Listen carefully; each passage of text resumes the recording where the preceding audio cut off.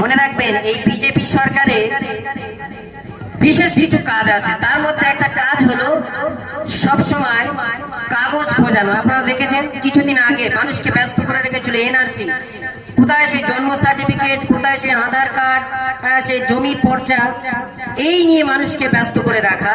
মানে এরা উন্নয়ন করে না, মানুষকে তো ভুলিয়ে রাখতে হবে, তাই কাগজ জোগাড় করা। এখন আপনার 200-500 বছর আগের যে মসজিদ, কবরস্থান, আমাদের এই কবরস্থানের কাগজ কার কাছে আছে? কোথায় পাবে? দিল্লি জামে মসজিদের কাগজ কার কাছে আছে? টিপু সুলতান মসজিদ, ধর্মতলার কাগজ কার কাছে আছে? এই কাগজ খুঁজতে এরা ব্যস্ত করে রাখে।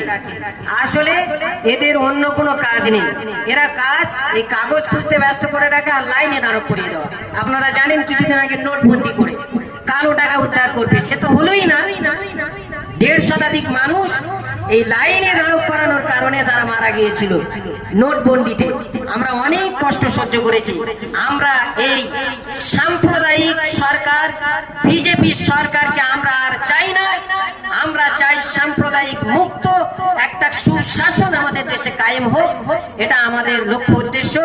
যাই হোক, সময় খুব স্বল্প, বক্তা অনেক আছেন, আমি সংক্ষিপ্ত সময়ে আমি অনুরোধ করব জনাব হযরত মাওলানা খুরশিদ আলম সাহেব কিছু কথা বলার জন্য।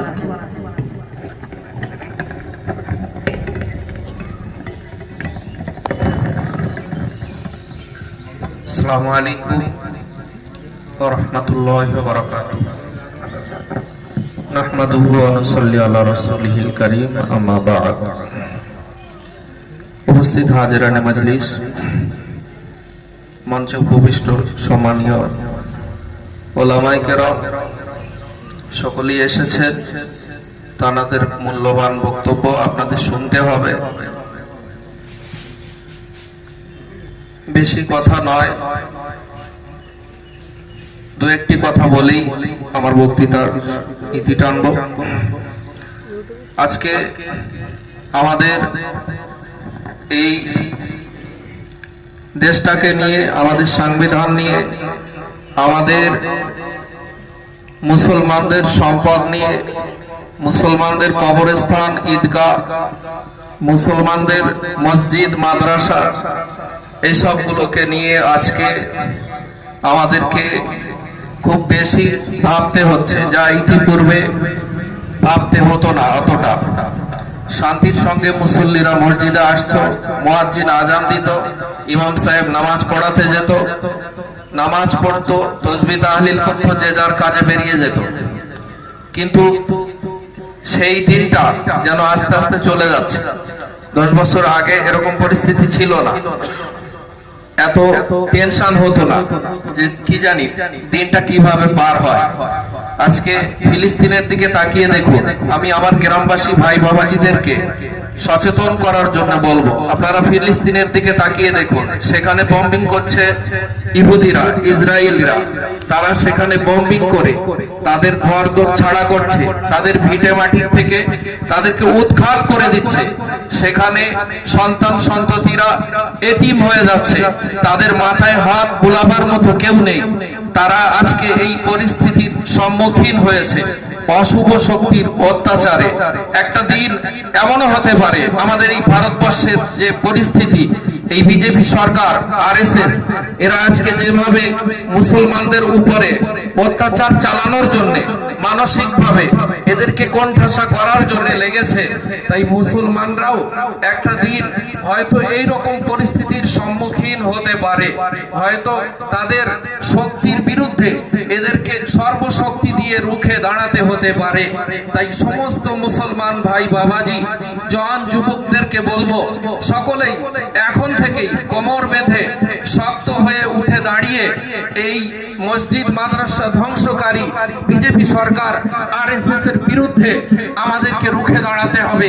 এদের সমস্ত অশুভ শক্তি, কালো হাতকে আমরা যেন আমাদের ঈমানের শক্তির বলে সব কিছুকে আমরা নস্যাৎ করে দিয়ে আমরা আমাদের সম্পদকে ছিনিয়ে নিতে পারি, এবং এই আইনকে আমরা যেন কখনো আমরা এই দেশে প্রতিষ্ঠিত হতে না দিই, এই শপথ আমাদেরকে যেমন এখান থেকে নিতে হবে, আগামী 18 তারিখ আমাদেরকে 6 লেনে ওখানেও যেতে হবে সবাইকে।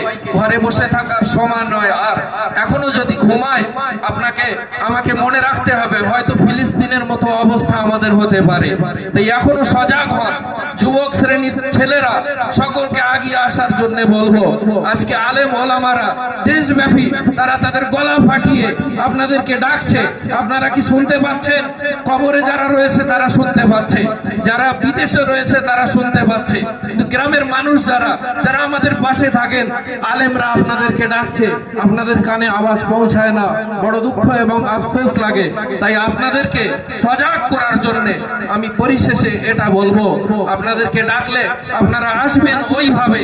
আপনারা জানেন, আপনারা জুমার নামাজ পড়েন, ঈদের নামাজ পড়েন, ইমাম সাহেব যখন তাকবীরে তাহরিমা পড়ে বলে আপনারা কান পর্যন্ত হাত তোলেন, আপনারা হাত নামিয়ে রাখেন না। ইমাম সাহেব যখন রুকু করেন আপনারা রুকুতে যান, ইমাম সাহেব যখন সেজদায় যান আপনারাও সেজদায় চলে যান। আজকে এই জিনিসটা ওয়াকফ সম্পত্তি উদ্ধার করা আমাদের জন্য এটাও একটা নামাজের মতো ফরজ কাজ হয়ে দাঁড়িয়েছে। এই অশুভ শক্তিকে রুখে দেওয়া আমাদের জন্য ফরজ কাজ হয়ে দাঁড়িয়েছে। যে ইমামের হুকুমে আপনি রুকুতে যান, সেজদায় যান, সেই ইমাম যখন মসজিদ থেকে আপনাকে ডাক দেয়, আপনাকে ময়দানে নামতে হবে, আপনাকে রাস্তায় নামতে হবে, আপনি কি করে বাড়িতে বসে থাকেন? প্যারা হাজিরিন, ভাই ও বাবাজিরা আমার, আমি বক্তৃতা বাড়াবো না, এই পর্যন্ত বলেই আমি আপনাদের কাছ থেকে বিদায় নিচ্ছি। মঞ্চে বসে রয়েছেন অগণিত আমার সকলেই পরিচিত এবং সকলেই অত্যন্ত বিচক্ষণ ব্যক্তি, তাই তানাদের বলার সুযোগ করে দিতে হবে। তানারা বলবেন, তানাদের কথা আমাদের শুনতে হবে। আরো যারা এখনো আসেননি সবাইকে এখানে আসার আহ্বান জানিয়ে এবং আগামী 18 তারিখ 6 লেনের সভায় যাওয়ার জন্য সকলের কাছে আমন্ত্রণ জানিয়ে আমি আমার সংক্ষিপ্ত বক্তব্য এখানে ইতি টানছি। ও আখির দাওয়ানা আনিল হামদুলিল্লাহি রাব্বিল আলামিন।